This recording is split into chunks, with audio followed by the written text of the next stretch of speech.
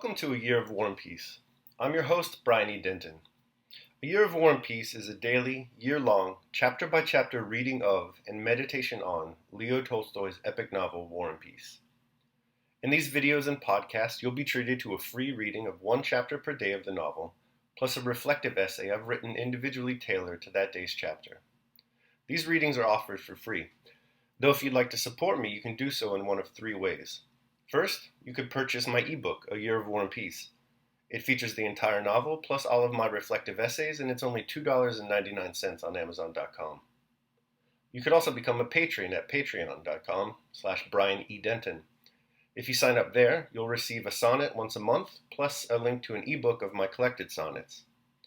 Finally, if you like, you can make a one-time donation to my PayPal account.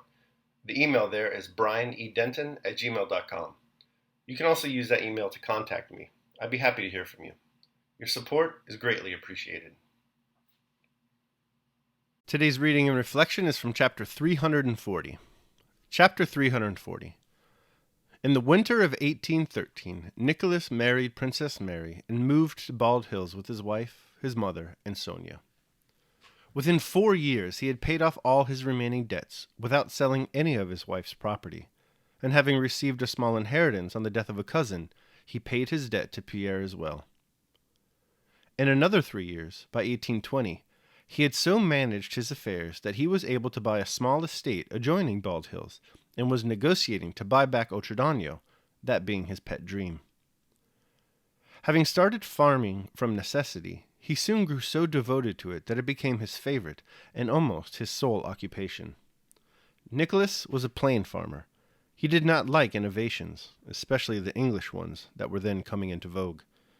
He laughed at theoretical treatises on estate management, disliked factories, the raising of expensive products, and the buying of expensive seed corn, and did not make a hobby of any particular part of the work of his estate.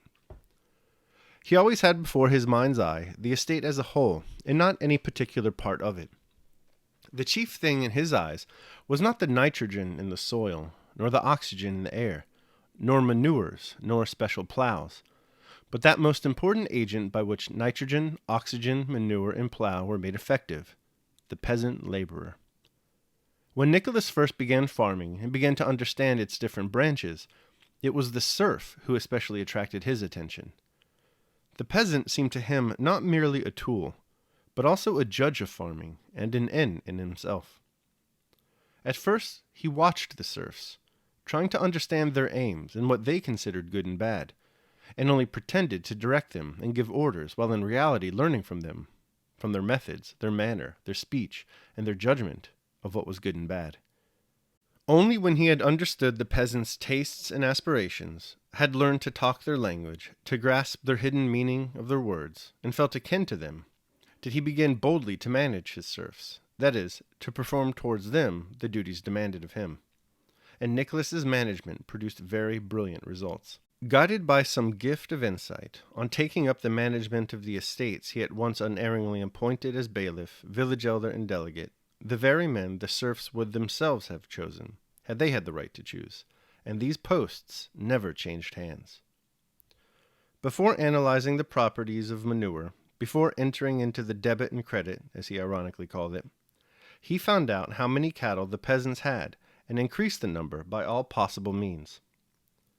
He kept the peasant families together in the largest groups possible, not allowing the family groups to divide into separate households.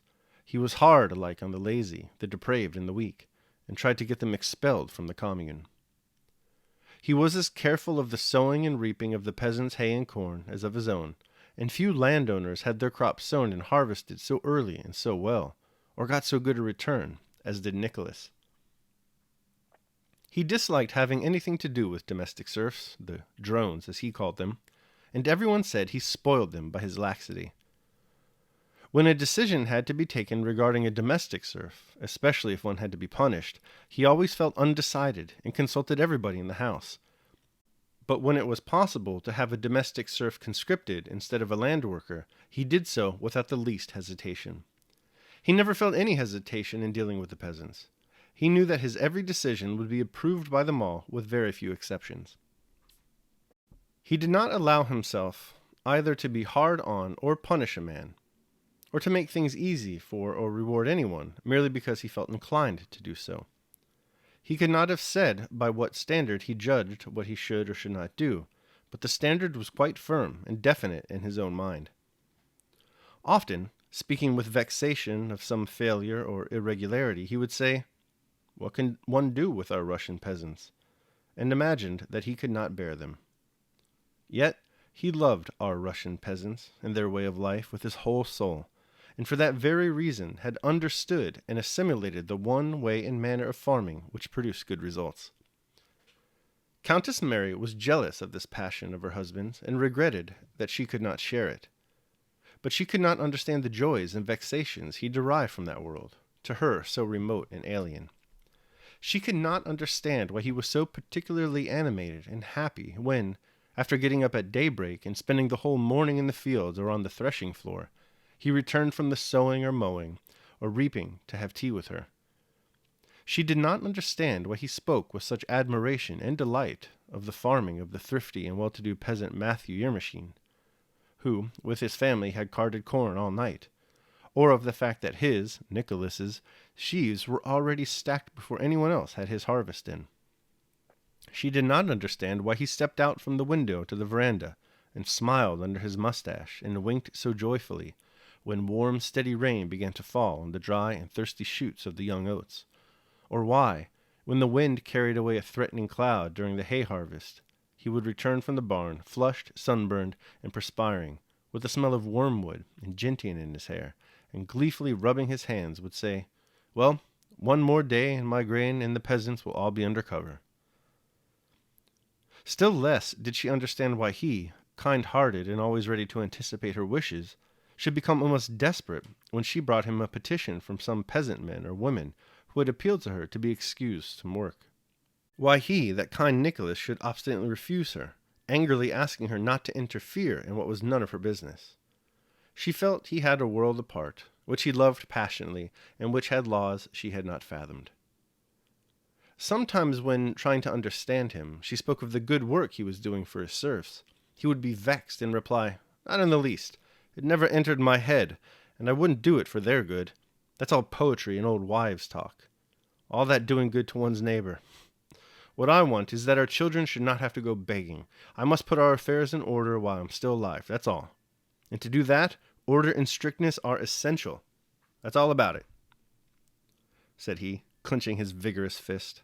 "And fairness, of course," he added, "for if the peasant is naked and hungry, and has only one miserable horse, he can do no good either for himself or for me."